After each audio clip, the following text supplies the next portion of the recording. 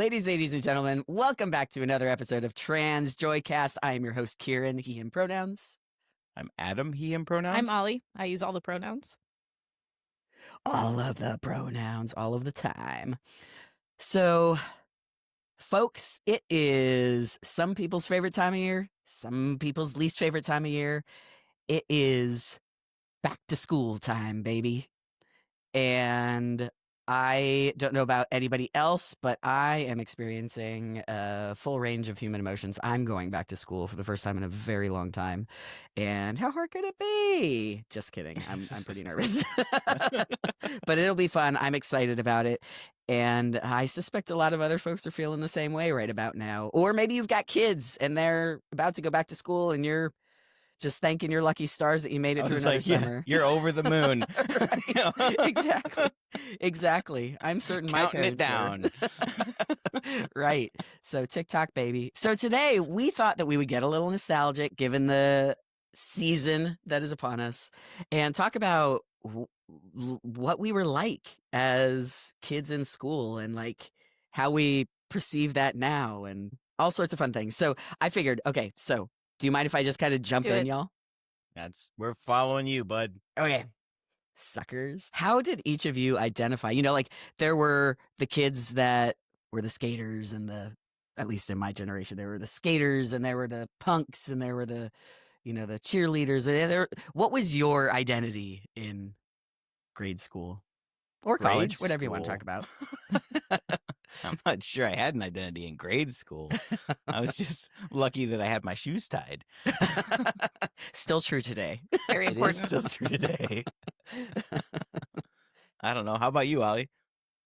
I don't know. I kind of, in true like ADHD kid fashion, went through like all of them. And I think I was like really searching to figure out where I fit. And I think I started out in trying to be a jock mode for a semester. And then I wasn't actually that good at sports, so I didn't stick. And then I kind of tried to be a drama kid, or like I was a drama kid. Like I think that was probably the closest one that I have. Yeah, I miss that quite a bit. And the thing was that then I left that to follow a boy and then became circled back around to trying to be a jock but not being good at the sport with a different sport. And then I circled back around to drama kid. And then I kind of went angsty poet, but like inside, not really outside. You're poet on the outside. Thank you. I mean, we all kind of talked about going to Catholic school, so there was not a lot of like exterior expression of anything because you were wearing a uniform. That's fair. What did you do in the theater? I started out, I was really interested in tech theater, so I started out backstage running the soundboard and things. And then I got interested, I think, in acting, but it was really hard for me, so I didn't really do much with that. So I mostly just helped out with anything else that we needed. I think it would have been cool. Like in hindsight, I think it would have been really cool to be a stage manager or something like that. Do you think you would go back and like to try acting? For sure. Like I have looked at adult acting classes out here because I think that it's something that I actually probably really would like. Yeah. I also did tech theater stuff. I built sets and that sort of thing. And a good friend of mine, I mean, a lot of my friends came out of that space, and we were all the ones doing all the stuff for it. And a good friend of mine was a stage manager for a lot of the stuff we were doing. And that seemed like a little more stress than I wanted at that age. He was very organized. And it's not that I wasn't organized. I just didn't. It was more that I just wanted to not have one thread of focus for, the hours it was going to take for us to get through a show. And he was very good at that. Yeah, I had some of the most fun stuff I did in high school was working on sets backstage till stupid hours of the night and, plan, building, shows. You know what I'm trying to say. Shows were occurring. Yeah. So we got two theater kids. Yeah. How about you, Adam? I was definitely an athlete, and I played a lot of music. I did orchestra, actually. So I played the cello and the bass in orchestra. And we had our own string quartet, and we played for weddings and wine tastings and things that to make some money. I was always in a sport, 3-sport athlete. I had my fingers in everything and was just good enough in all of it so that nobody noticed anything. What were your That's the goal. What were your 3 sports? I played soccer, tennis, and basketball. Cool. in high school, and then I played tennis in college. What position did you play in basketball? Uh, yeah, I know, Listen, right? I'm not poking. I'm just curious. I mean, I was a point guard, but my skill level maxed out before my height did, so you know, that wasn't my best sport.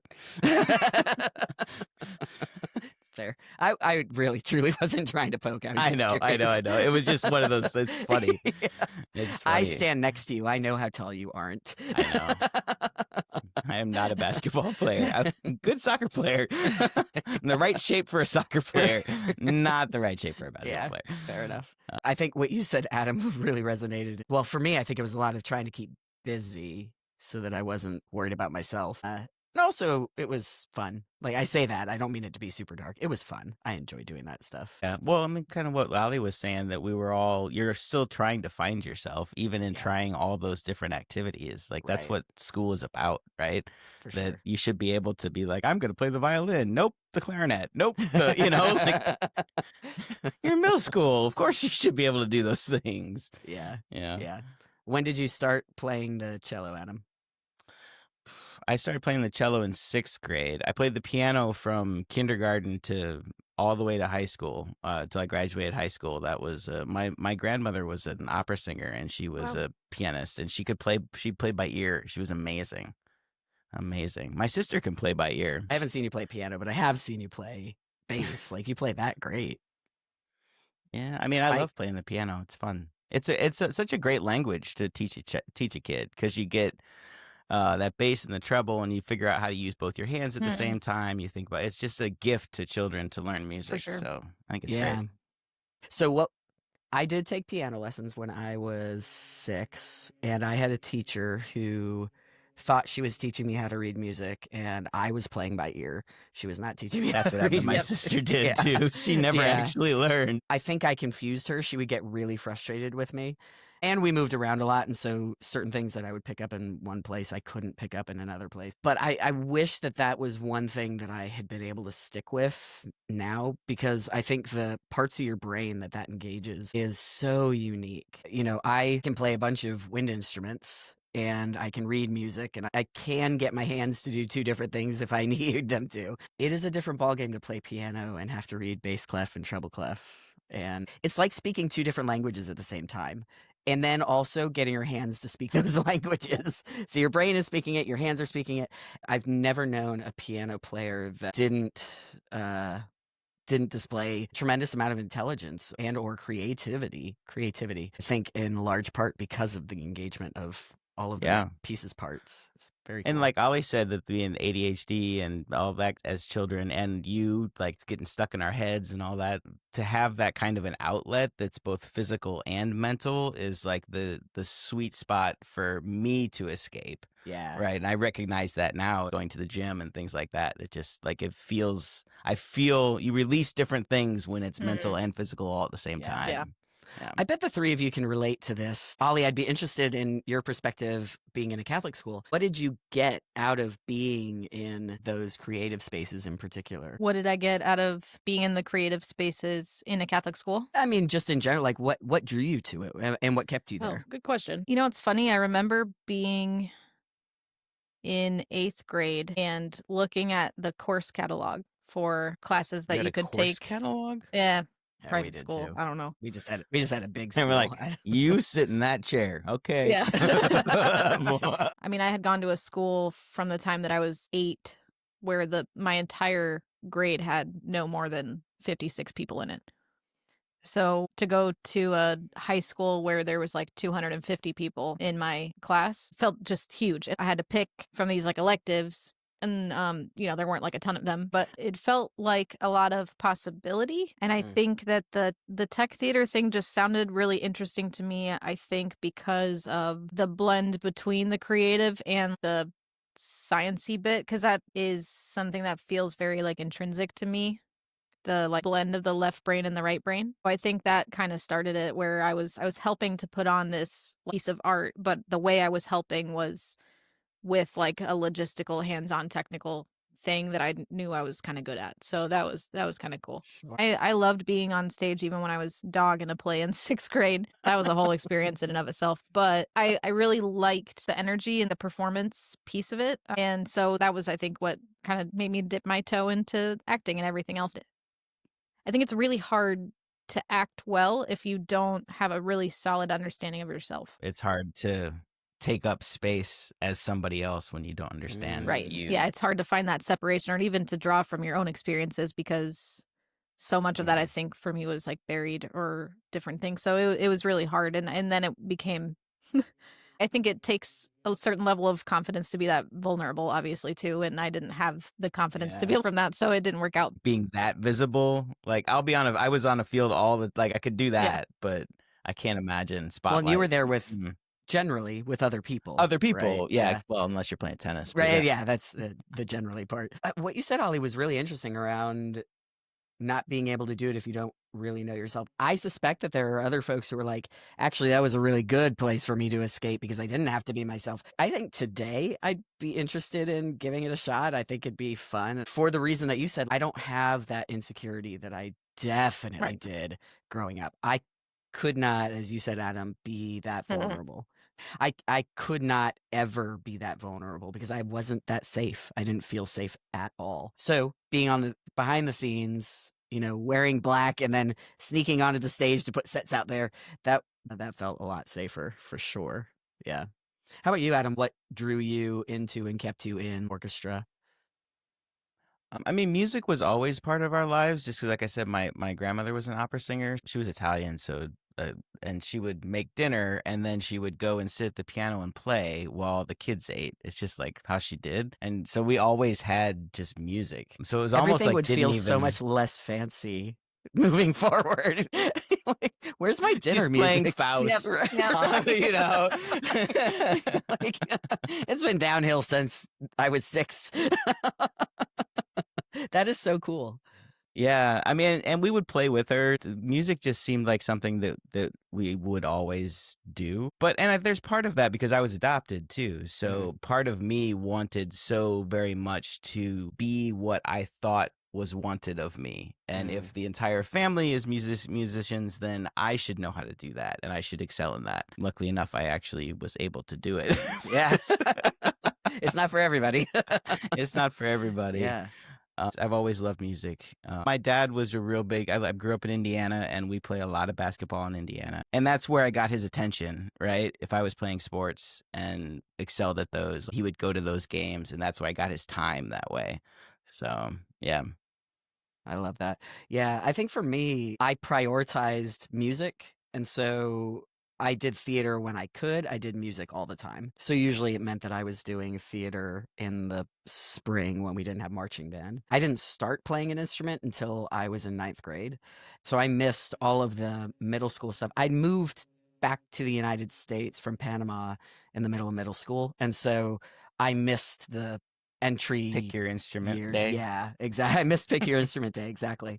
And I had friends who were in the band who, I don't remember them saying a whole lot about it usually, but I just really liked the idea of being able to play an instrument. It just felt like so unattainable to me that and I have a tendency to choose the hard thing. I'm in therapy, so I'm sure that'll come up here at any time now. I started on clarinet because it was the instrument we could afford, and to rent. And then we had me in lessons like maybe a month before high school started, and then I go into high school and I'm trying to play this high school marching band music, and our program was huge. I think we had about 4,000 students in the high school, and then 400 of us were in the marching band.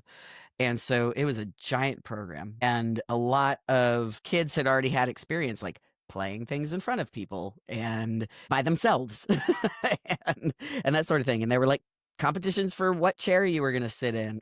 Competitions, it's just sort of like tests. So in any case, there was that one aspect of it where it was terrifying for me, and I just had to sort of step in and lean in because in so many other ways I felt like I didn't fit in places. And so I, even here, going into it, didn't feel like I fit in at all. And on the other side of it, I loved the challenge of I figured out I could pick it up pretty quickly. At least like the bones of it I could pick up quickly, and then, it takes a lot of work to become like a real musician. But I was able to really progress rapidly in that space because we had such a great program in high school, which I was really fortunate to be a part of. And in addition to that, it had so many different types of people in it.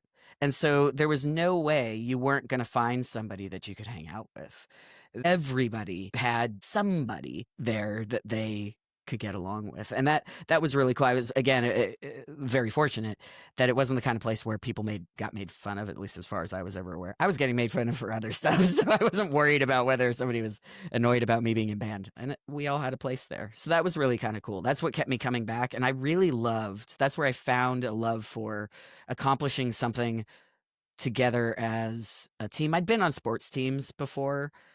This felt different to me in that it all mattered.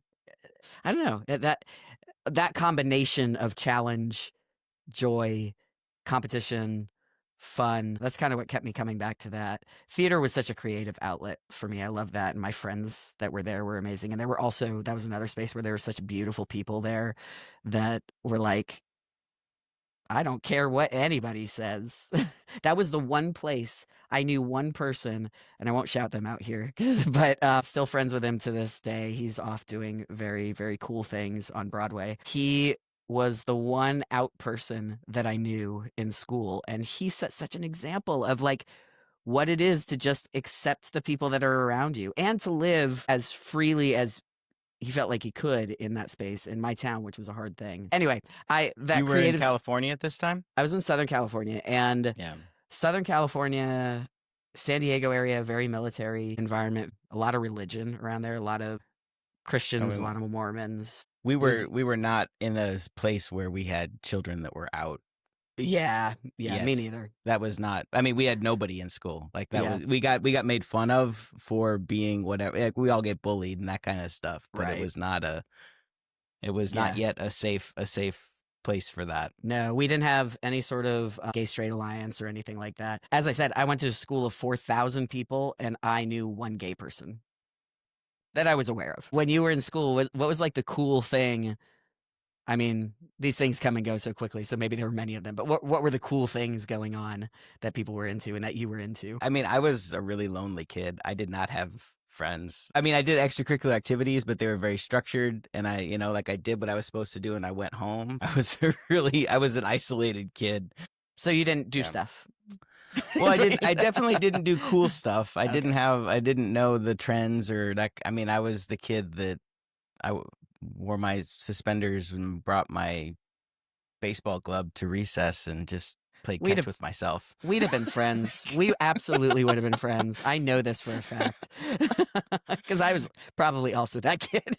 Yeah, I mean, it just was like, just couldn't quite figure that stuff out.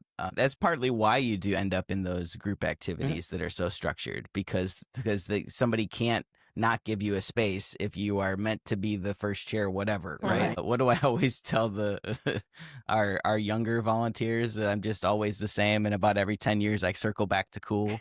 I have never figured that out. It's not you circling, to be clear. It's society circles back to where you're. I'm exactly the same. Actually, I can kind of confirm that. I've known him for a minute. That's true. You are so consistent, and I love this about you.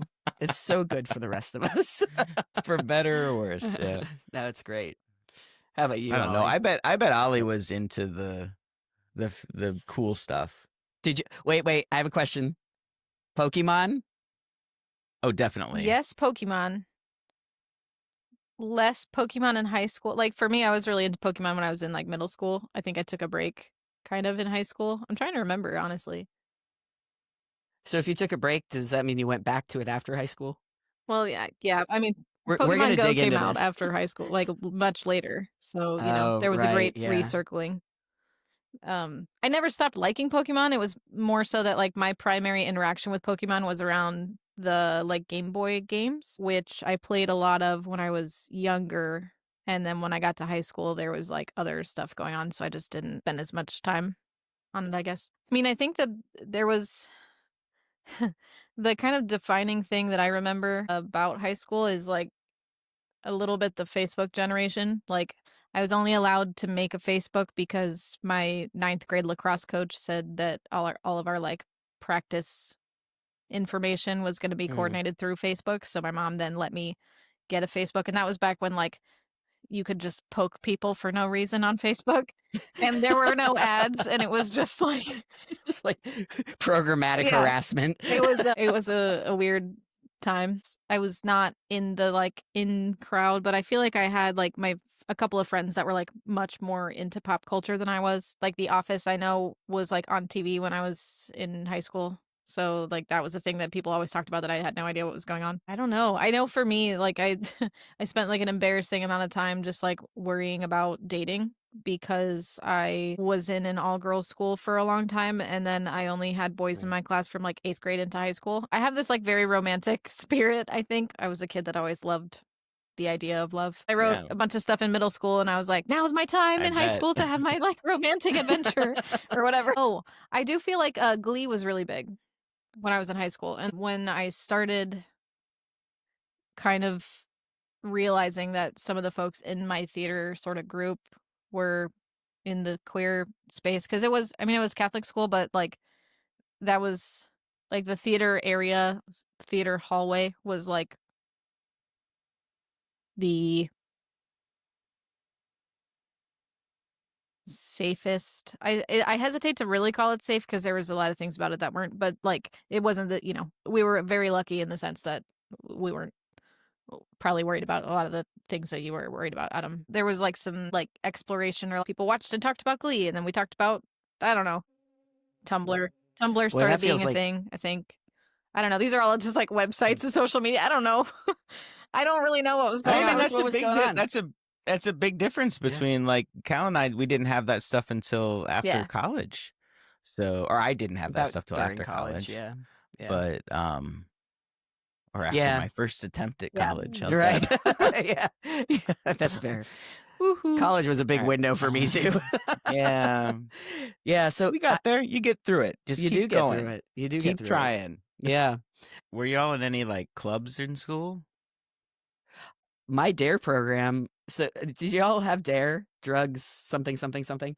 I went through a DARE program like 4 times because I moved around so much. I just kept timing it so that I ended up at a DARE program. So it wasn't really a club. I did model club. Oh. And drafting club, I think, where we like drew cartoons. That's cool. Yeah, it was fun. Yeah, that's really cool. I remember coming home once, and my dad, maybe one weekend, was having a gin and tonic, and I flipped out. I flipped out on him because this was probably the 4th time I've been through the DARE program, and you learn about drugs and alcohol and that sort of thing. I don't know what I was learning, but I flipped my shit. Yeah. And my sister flushed my dad's cigarettes and got in so much trouble because DARE told her that he was gonna die. Yeah, exactly. That was alcohol kills imminently. Yeah, it was like, this is gonna happen tomorrow. You cannot do this. Yeah, it was definitely not well thought through. I once got in huge trouble for locking my mom out of the house after she went out to go buy cigarettes. Ooh. Huge trouble. But the problem is, like, once you've locked the door and they've noticed you've locked the door, you're like, oh, now I can't unlock this door ever. Like, this is gonna be this can't happen. I don't know how to get out of this now. Yep. There's a problem. Well, no clubs though. No. How about you, Alls? There was a brief period in my freshman year where I was on like the quiz bowl team, except for that I didn't know like literally any of the answers ever, except for one about Pride and Prejudice. And so I retired from that club. I feel like we did some sort of academic Olympics too. There was something. What else did I do? Remember. Math Olympics. Oh, I was like I don't know if I would call it a club. I was like a mentor for freshmen my junior and senior year. Like there was a day in the summer that we would come to school to do like a planning session, and then we would like they started 2 days early. So we would go like have our little posse of children and like teach them things about how to be in high school. And I want to say there was something else. That's cool. like later. There was like a prayer club thing that I was kind of in for a minute. I forgot why. Well, because Yeah. Catholic Again, with school. the searching for yourself stuff. There was Yeah. like we had to Yeah. have like community service hours to graduate. So there Oh, were a so did couple of we. I different forgot about like that. things that I think I probably did to fulfill that. Like that's why I taught Sunday school and stuff like that. Interesting.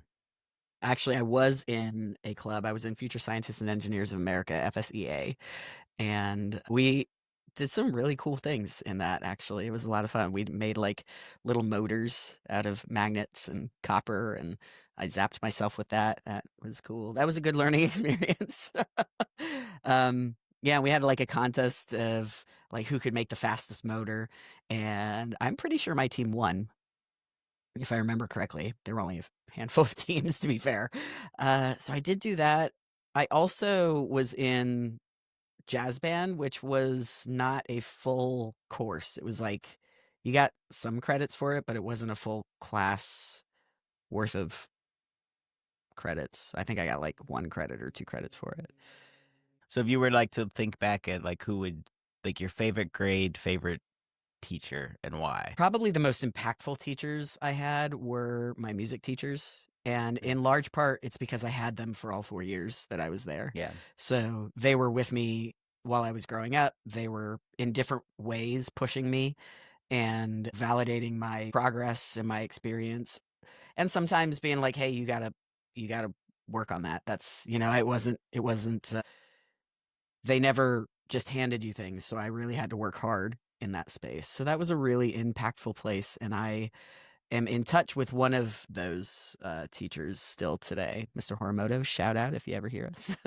And one final one, Mr. Bolt, who was my one of my junior high science teachers.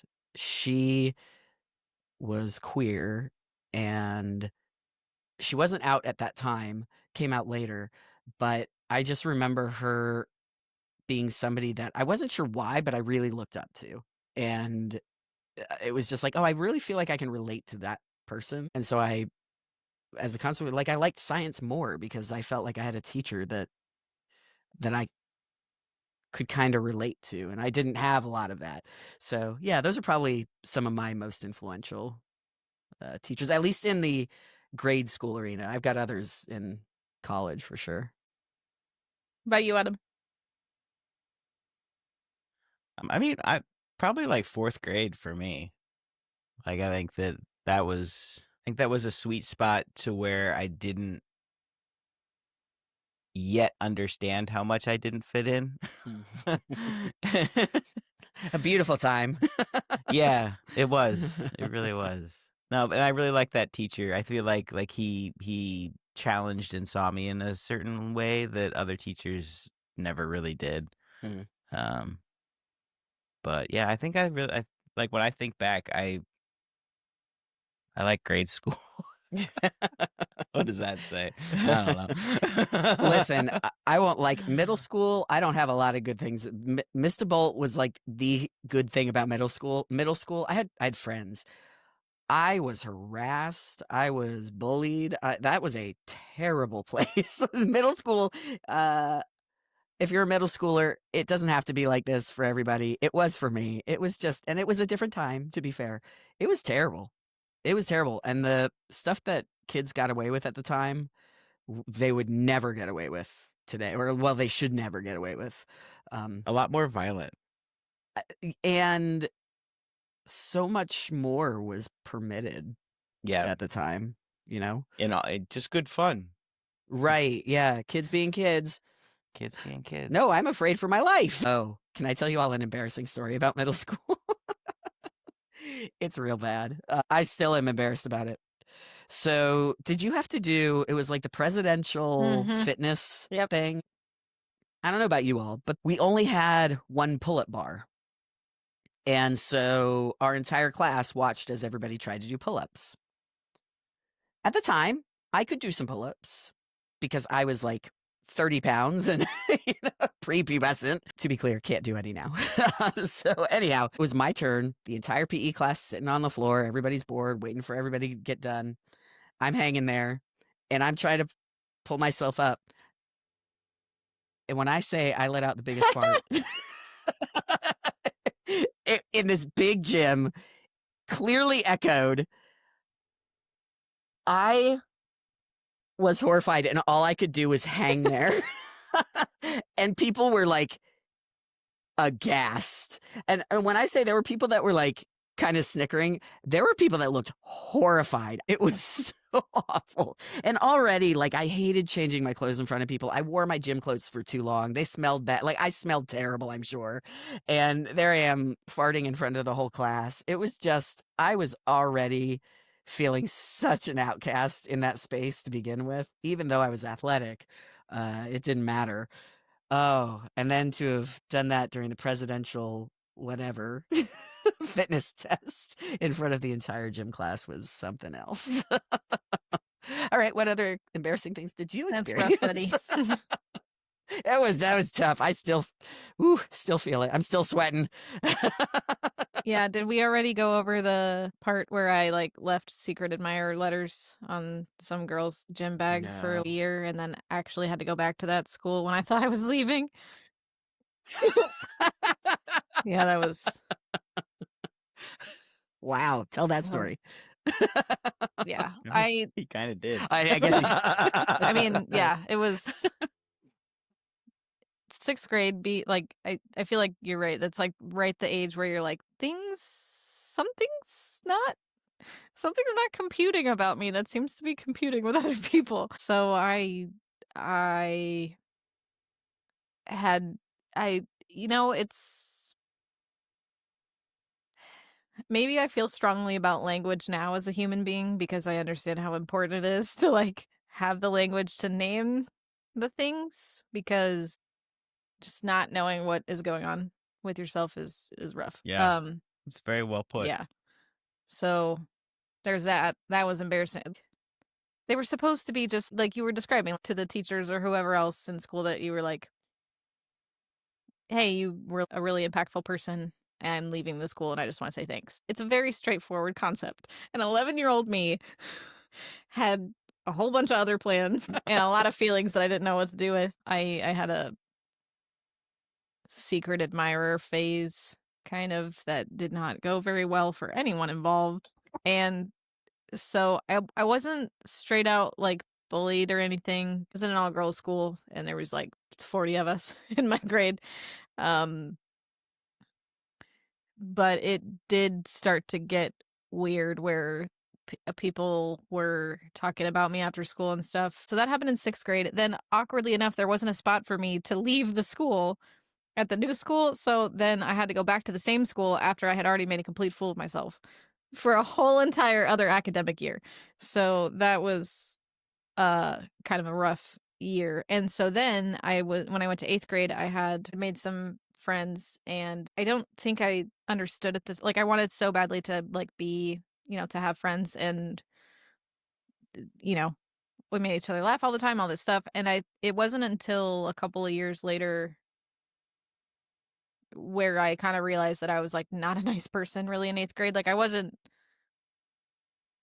outrightly bad to anyone, but like I still think to this day about the time that I put a French fry in this girl's hair, and I feel so bad. That's not nice. No, it's You're right. awful. And I like at the time I was just like being stupid, but I think about that all the time because Teenager. I don't know if it was the year after that or something where like I saw her another time and I was just thinking about like how horrible that must have been. So I don't know if she would ever see this, but I'm sorry to that girl. So it's a weird time. Middle school is awful. Well, our brains are like not even half baked at that point. Our brains literally aren't fully formed until we're like what, 22, 24, something like that. And so the connections that we would later make in our brains around our impact on those around us, for some just aren't there. And that phrase, and it's used so frequently, hurt people hurt people. These kids who are harassing other kids, some of it is truly kids just not realizing what it's you're sticking a french fry in somebody's hair because you think it's funny. You're not thinking about the impact to the other Yeah. person. That's Regurgitating what you heard your parents say. yeah, that exactly right. You know, that happens. Then there's also the kids where that's how they've learned to interact with people. That's how they learn how to get attention. That's how Right. they've, any number of reasons that they do the things they do. So, over time, I've really mostly, I've definitely come to a place of understanding how that stuff happens. I actually am more irritated with the adults that didn't make it apparent that that was not okay. I remember I took the bus to school until my mom had started working or my friends started driving. So I took the bus to school, and I remember there was a program called Breaking Barriers, Building Bridges. And it was, I would later find out, intended for, in particular, kids that they thought weren't finding places to fit in school. And my bus driver, because I didn't have any friends on the bus, I definitely had a couple kids there that were harassing me. So she gave me this piece of paper that was, apparently the bus drivers were given pieces of paper to give invites to these kids for breaking barriers, building bridges. And I thought at the time, I was like, oh, this is really cool. Somebody thought that I was like special enough to invite to this special thing. And then I realized it took a little bit to figure out what it was. It's that my bus driver, she was very sweet. She meant well, but it was apparent that she thought that I didn't have friends and that I wasn't fitting into places, which in some spaces that was true. It was a really well-intended program, but I also in that space didn't make any friends in that space because it was such the way the program was set up was I think it was only like a one night thing. I might be remembering this wrong. But you show up and it's an overnight lock-in in the gym. And so they had all sorts of programming where you did all sorts of like fun stuff. That was where I realized that nobody else I knew was at it. And so I went to go spend the night in a gym full of other kids. It seems like 0 to 100 really fast. Like, hi, you don't know anyone, It so now you're going to be really locked in this space with strangers overnight. It really was, and it was called the lock-in, and, it was supposed to be, like, all the rage Yeah. or whatever. And so they had, we did scavenger hunts and that sort of thing, and in principle, it was an interesting idea, but my problem wasn't that I wasn't around people, is that I was so wildly insecure that you putting me with a person and introverted, you putting me with people for an overnight wasn't the way I was gonna make friends. So, it was well intended, but yeah, it just wasn't for me. I got invited a second year and I went, "Actually, I appreciate it, but I'm okay." Yeah, Stop sending me to I the feel overnight. that I feel the same now as I would at something like that in the sense that small doses spread out over time with a structured activity. That's good. That's how I make friends. It was it was quite overwhelming, and maybe there was more associated with it, I really don't remember, but if there wasn't, it felt like they put all of these resources into doing this one evening where it was like, to your point, I think somebody like me at that time would have needed that consistency. When I first moved back to California, like I said, I was moving from another country and there was definitely culture shock coming back. So I came back and I remember I was assigned a buddy for first day of school. The buddy was perfectly nice. She tried. I was again painfully shy. I was super awkward. I was super uncomfortable where I was. I was going through culture shock. It was just the whole thing. And I remember it was like the second day, another person who did become my friend down the line, she came up and made friends with me. And then my buddy from that point on was like, "You've got this." And then went away. And it sucked because again, I don't think anything bad was meant by it, but I remember it and I remember thinking, "Oh, okay, so I'm not cool or easy to be around, I guess." You add that to the other ways that I just did not feel like I was finding myself yet in that space. The thing that I can say about all of that, though, and I could tell a million more stories like that. The thing that I can say about it is that it gave me so much, one, empathy for other people. And so I really tried never to be the jerk to other folks, right? Also, it toughened me up in other ways where I had to become self-sufficient in ways that maybe most other kids wouldn't necessarily have had to. Once I did have friends, they were good friends. So those are all good things that came out of that. And I think you really are, over time, pushed to get to know yourself better simply because you're kind of forced to do that. Even though I didn't know my identities at the time, that would take a long time to sort of figure out. There are other parts of myself that I knew very well. And I knew how I didn't want to treat people. I knew how I did want to treat people. I knew a lot about my character and what I wanted to be like at that point pretty early on because of those experiences. And I'm not mad about that. I'm happy with who I am. Well said. I made that sound so much sadder than I wanted this conversation to be. Hey, we talk about all the things. Well, so to kind of wrap things up, I'm curious, is there anything that you wish that you knew then that you know now? We knew we were going to ask this question, and yet we still don't have any answers. Probably because the list is too long. A little bit. Sum it up with "don't fuck it up." I mean, I think there is a little bit of a cliched part of like, it doesn't matter what everybody thinks. But I think, yes, and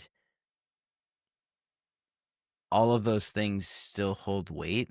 And it's okay for them to hold weight, right? As you're trying to figure them out. It's okay for them to matter. It's okay for it to matter when somebody calls you a bad name. It's okay for that to affect you. Yeah. It doesn't have to decide your entire trajectory or anything like that, but it's okay to have those feelings too. I think I thought I was even more wrong because I couldn't turn the other cheek or have the self-esteem that everybody told me I was supposed to have, or, that kind of stuff. Man, that's a good one. I like Yeah. that. I think for me, and this sounds very writer of me, I guess, but I think the words exist and they will come.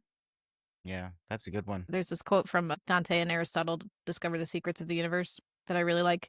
And it's this kid and he's talking to his dad, but I always think about it in like a bunch of contexts because it was such a powerful line for me. And he wakes up from a dream and his dad is like, you were looking for me, you were searching for me. And the kid says, I'm always looking for you. And I feel like young me was so confused by the fact that I didn't have that. Like, I knew that I was missing this like sense of self and I didn't know how to get it. And I think some of that just comes with like living. But the other piece I feel that's really important is like, you will know more of yourself later. And it's okay to still not know all of yourself because that feels impossible to some degree. It Yeah. still feels like a powerful line to me because I always feel like I'm looking for myself, but I feel some comfort knowing that I know myself a lot more than I did. And I feel it doesn't feel as much like a bad thing that I'm still looking for myself because I feel like I always will be. That's kind of It's an expected thing. Yeah. You're like, we should never Right. stop. Mhm. That's a very powerful lesson to learn, for sure. That you're not ever going to answer that question, for sure. And I love the idea. Language is so powerful, and I think and we learn that very quickly as children. But we like trying to figure out why takes a little bit longer, and to be able to tell little us that you will have the words, that's very powerful. What would I say to myself? What do I wish I had known? Better is so possible. And you're gonna find it. I think that if I were to give the short version of it, that would be it. Yeah. You are going to be so happy. And right now, you don't even know the capacity that you have for joy and happiness. And that journey is going to be so worth it. What you're doing today is going to contribute to that. And don't stress about that It's going to work itself out. Just know that so much better is possible, and you are going to get there. All right, so I'm headed off into school. Other folks are headed off into school. What advice do you have for anybody going in to school? What do you have advice for me, younger folks? Lay it on us. Ask for help earlier than you think you need it. That is always my downfall. Is I wait too long to ask for help, and like the help is there. So if it's there and you need to just take advantage of the resources you have. Mm. Yeah, that makes sense. Like academically or All of the ways. socially, or I love Yeah. that. That's so good. Yeah. I think that the goal is to learn, right? The goal is not to be the best. Ooh. That you don't need to be an A+. You don't need to be like that. That doesn't freaking matter. And the is so second you true. walk across that stage and get your diploma, it really, really, really doesn't matter. Yeah. Nobody's ever going to ask you again. That is so true. That is so true. Just exist. Be there. Oh. Yeah, I think I would say, and I'll say this to myself too, it's a marathon. It's not a For sure. sprint. There will be moments of having to tackle a whole lot at once. There's going to be those sprints, but it is a marathon, and make sure always to take care of yourself. And to Ollie's point, you have voice. Mm. You can talk about it. I forget that because we couldn't in a lot of ways, but you can. There is to Ollie's point, there is language. We can discuss all these things, and if the people around you that you're interacting with can't discuss that, there are people out there that can. We can. Other trans non-binary people can. Yeah. I think that everybody here would agree with the fact that we are some of your biggest fans, and know that, when things are feeling tough, you just go find your community. And if you don't have that community yet, same thing I just said to my past self, there so much better is possible. There's so many resources out there. Use the web, reach out to us. If you need help tracking something down, we'll do what we can to try to help track something down. Just come out and see us if you're local, in the Atlanta area. That's exactly right. If you're local, come do that. We do all sorts of stuff around town. We love building on our community, and I guarantee we will adore you. So also, if you're in Vegas, hit us up. I'm here. That's right. That's right. Our satellite. We have our satellite. Yeah, that's right. Well, that sounds like a good place to leave that. All right. So something you all may have noticed is that we took the summer off to get ourselves reorganized around our podcast, social media. We've been doing a whole lot of stuff on the back end, but you probably would have more likely noticed the absence of the podcast over the summer. Sure. And we're establishing a new rhythm with it moving forward, at least for the time being, and we're going to test this out and see how it goes, and we'll make adjustments and keep you all posted as we need to. So what you can expect right now is we plan to drop a monthly podcast in this format where we try to keep things light and fun and make it good driving listening if you're looking for something to get your mind off of the other stuff in the world. And then the other thing that we will do once a month is a live stream, and that might be covering current events. It might be something kind of crappy that just happened that we need to, vent about, and that we're sure you need to get out of your system. It might be just what's going on in our lives. We've covered all sorts of things in live streams as well. So the goal is for us to have one of those going out, or excuse me, 2 things going out a month. One of those is the podcast, and one of those is the live stream. The live stream is always recorded. So we do the live stream, we leave the live stream version up, and then we also post a recording of it for you all to check out on YouTube later. So you're never going to miss it. Even if you can't catch it live, it's all good. It'll be there for your listening pleasure and participation. As always, we love when you subscribe, comment, share, tell us what you think about what we're talking about. Third Wednesday of every month, we're at Felix Atlanta. If you're local, or if you're not local and you just want to come hang out with us for an evening, it is a lot of fun. Every single time we have new people that show up. Don't be shy. We introduce ourselves. If you walk in and you're not sure who we are, talk to Candace, who's always behind the bar. She will point you to us. She's super joyful and lovely, and she She will absolutely take care of you, make sure you know where you need to be. We hang Very out. true. Sometimes we play games. Sometimes we just chat. A lot of times we just chat. We're just getting to know each other. And we have, I would say about 50% of the folks that show up are returning. Returning. There we go. Returning visitors. And about 50% are brand new people. And that is every single week. I've had a lot of fun with folks just coming in off the street and finding us by accident. I think that's been a lot of fun. Yeah, so that's the third Wednesday, 6:00. Is that when we start? Or is 5 it to 8. 5? Third Okay. Wednesday, 5 to 8. Nice. Yeah. All right. Okay, so now on to our final segment, which is always our favorite segment here at TransJoycast. What family has been your recent joy? I love how we have a way of making it sound like a trick question. Right? It's a surprise every time I can't ask it. tell if Ollie's about to say it or not. So I'm just gonna... You go. Me? Yeah. Today my joy is my wife. I think that it was just a really nice afternoon that we had together, that we got to hang out. And sometimes life gets so busy that we forget that just sitting together is really healing. So Your that was wife nice really today. is a joy. She is. Angela's such a gem. We love her. That is true. Yeah. I got to hang out with your joy yesterday.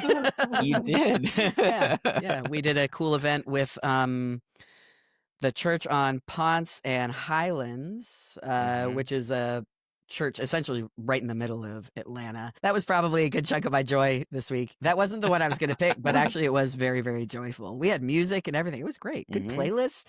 DJ Cal was there. I don't know if you know him. I'm kidding. I helped put I put like 4 songs on a playlist that our friend Abby put together for us, which was masterful. So it was a really good time. My joy was seeing everybody there. That's very true. That's a good one. I was making that face because I was thinking about my joy on my drive home, and as soon as you asked me what it is, my brain just erased it. But I remember now. So in moving out to Vegas, I was looking for some way to build a community of queer people. Sure. And I found there is an LGBTQ plus softball league out here. So Heck yeah. there was a ratings clinic yesterday. So I went and tried to remember how to swing a bat, and my whole body hurts today. What's the scale of the rating I don't know. system? They didn't tell us. By but design. I feel like I was solidly middle, which okay. is Look, like not bad. beginner to middle, which feels accurate. So it was cool. It was That's like so fun. I haven't played softball since I was like 11. So somehow my hands have not grown since I was 11, so I was able to use my same glove. But it's pretty much the same as it was. But yeah, so it was a really nice. I mean, nice for Vegas means 90s. So but it was morning and everybody was really nice. It felt like hopefully the beginning of something. They're gonna put me on a team and stuff. And then I went to the farmer's market after that and bought a bunch of fruit because it's hot and dry, and fresh fruit sounds amazing. So that's what I will be mostly having for dinner. I love that so much. Man, that's great. How was, did you meet people there? Did you get a to little chat bit? Yeah, with folks yet? it was kind of, you were talking about everybody taking turns watching each other do the pull-ups. It was a little bit like that because we all had to watch each other do these different drills so that because they rate you based on your like percentage of whatever on your like however many tries you get so that they know what division to put you in. So I chatted with a couple people while we were in line. Man, that's great. I'm so excited for you. I know that we've talked a whole lot about how playing outside can just be first, it's a great outlet. It can be really healing. It's also a great way to get to know folks and meet people. For sure. Oh, well, I'm jealous that they get to hang out with you. I think that's great, buddy. That's awesome. Thank you. Heck yeah. It's been weird. I miss you guys. All right. I mean, it's not weird that I miss you guys. I just mean it's weird that I don't like see you all the time. We're surprised that you miss us too. Adam and I are constantly shocked. Boy, he just keeps kind of talking to us. Well, Shocking. No, considering we I'm the miss you worst too, of the bud. three of us at texting, I don't think you're like shocked that I keep talking to you. You're probably shocked that I've answered your I mean, text. both of you aren't spectacular, but but you are the worst of the three of us. No, Adam, I always eventually get a response from Adam. That is true. Yeah. I'm not worried. I know that in an emergency, I would try to call you, and I suspect that you would notice that I've tried to call. Yeah. And you'd be like, why are you calling? Well, This it's is like I crazy." told somebody the other day, I was like, I am 3 hours behind all of you. So if you ever have a problem, I'm still awake. So it'll work. That is accurate. Yep. That is so true. So Yeah. Yeah. Oh, one other, if I can just, I know I can't just do one joy. Listen, I'm a joyful person. I also want to add on to what we did at that event and all the volunteers that just consistently are showing up with us and putting in so much of themselves into what we're doing with TransJoy. That is so freaking special to me.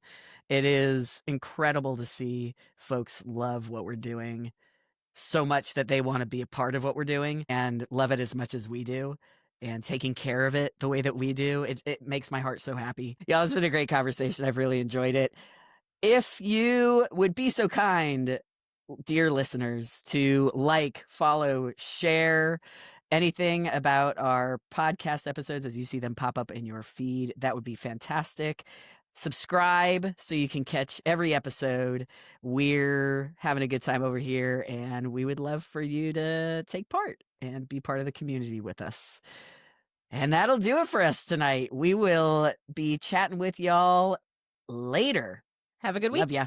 Mwah. Till next time.